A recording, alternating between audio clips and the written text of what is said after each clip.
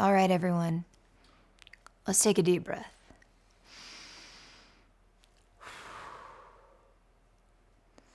I want to remind you that this is a safe space.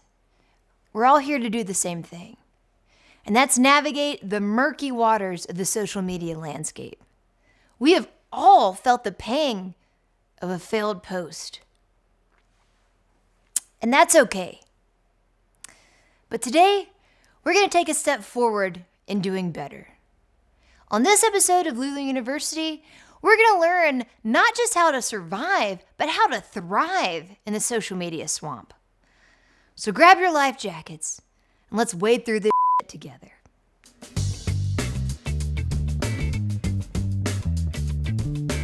First up is establishing a presence.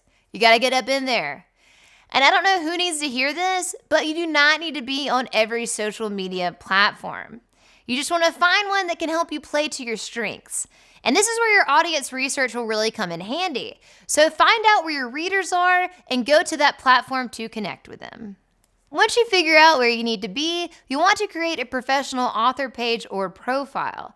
So what you don't want to do is create different accounts or pages for every single book that you create. You really want your audience to follow you as the author or content creator, not your one-off products.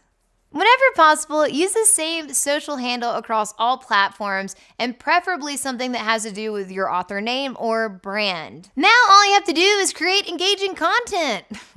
I know that is easier said than done, but there are some things that you can do that will make this a little bit easier for you. So taking 1 to 2 days a month to plan ahead for your content will be helpful. Creating a calendar of what content you're going to post is really helpful. And there are a lot of scheduling tools available that you can use so you can schedule posts in advance and you don't have to wake up every single day fretting over what you're going to share on social media. You also want to leave room for organic content and engagement. So having a calendar and a scheduling tool is really helpful, but there may be something that comes up in your niche or industry or with your audience that you want to address immediately or engage with. So leave room for all of that as well. Next, set a cadence for your social activity. So this isn't something you have to be forcibly committed to, but it's a good idea to say, I will post once a day or 4 times a week or a couple of times a month so that you get into the habit of showing up consistently and your audience knows what to expect from you. Some examples of content you may want to share with your audience would be snippets of your writing, of course. Some behind the scenes content, how you come up with your ideas or your writing practice. Author updates and news, or interactive content like polls, Q&A sessions, or giveaways. You don't have to reinvent the wheel every day. The best content creators reuse and repurpose content all the time. And you can too. Social media can be a great tool for building community, but to do that, you'll want to start engaging with your audience regularly and responding to comments and questions promptly. Drop a comment below and see how long it takes me to respond. Remember that promoting your brand is your primary focus on social media, not promoting your books as one-off products. By doing this, you can identify your super fans who are going to buy anything that you create. Social media can also provide great opportunities for you to collaborate with other authors and influencers. So it doesn't have to be a perfect matchup, but it should make sense. So if you were writing a book about hot dogs and you met someone who is writing a book about buns, there's some overlap there. That could work. If you found someone who is writing a book about the vegan lifestyle, probably take a pass on that one.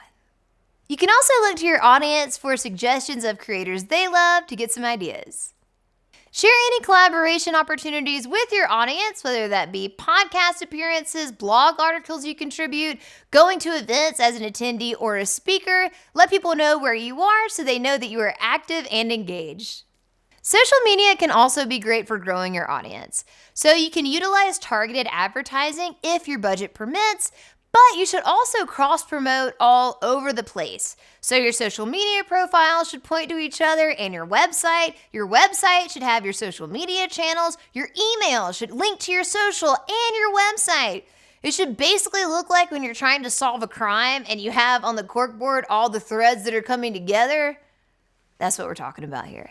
Once you get set up on social media, encourage your readers to follow you there as well. So these days, it's not uncommon to see links and QR codes inside of books. So if you have an opportunity to put them in the front and back matter, that can be a great way to get them through to your social media channels. If you have a how-to book, this can be really, really helpful. I saw this in a cookbook on Lulu, but if you have a how-to book, put in a QR code that will send people to tutorials so they can get the most out of your content and access your social media channels. Once you've got the social media machine going, leverage analytics to make sure you're doing it the right way.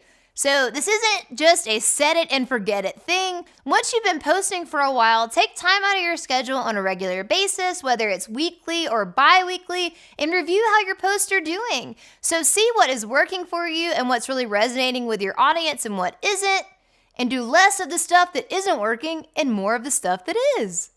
Experiment with different types of content to see what works, and don't be afraid to try new things. It's the internet. It doesn't live forever. And that is how you social media. Good luck out there. Now like and subscribe, and we'll do the same. See you next time.